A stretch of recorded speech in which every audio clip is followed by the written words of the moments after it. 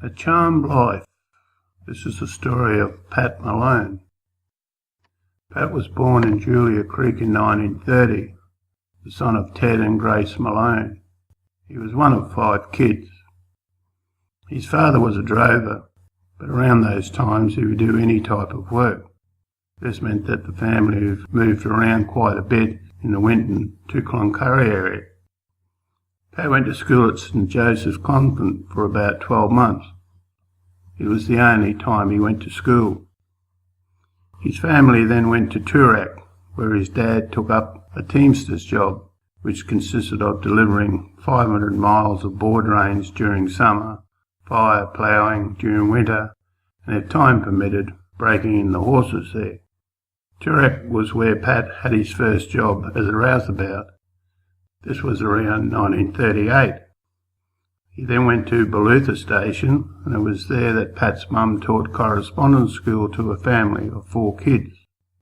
Pat worked on a number of properties after that: Outer Plains, Dalganelly, Haddington, Euroka Spring. He used to go by truck with the fat and stock to Gilliat or Julia Creek whenever they had to go. Then Pat's mum and dad brought the pub at Gilliat. Pat and his brother Mick went droving on their own in 1949.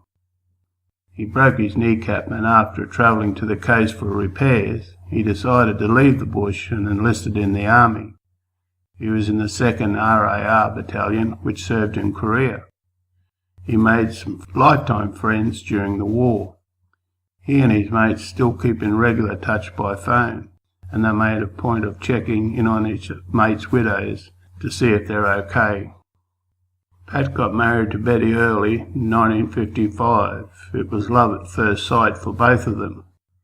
They returned home to Gilliat. It was after 6 years and 93 days for Pat to help with the railway line construction.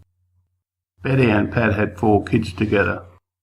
He became more involved in looking after stock and took a job at the Julia Creek sale yards. After a while he saved enough money to buy a ranch at Clarifield. Eventually he had enough money to buy a 3rd share of Credden, which increased his land to 50,000 acres. He later sold this to Kerry Packer and retired. But after 6 months or so, Pat got sick of retirement and bought Braeside Station. Braeside was very good to him. The country is wonderful, and in good times he was able to save what he could. They had their own share of tough times.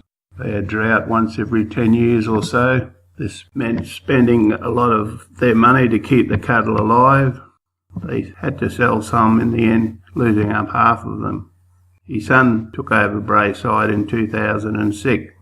He's doing a good job and has made a lot of improvements. He has had good 8 years now. With the drought, it's the biggest Pat's ever seen. Braeside is running a quarter of what it normally runs, but Pat is confident that he'll get through it. Pat and Betty still like going out there as much as they can. They love it. Life's been good to Pat. He's had a charmed life, really he has. For an uneducated bloke, he's done pretty well. His only complaint is life's too short.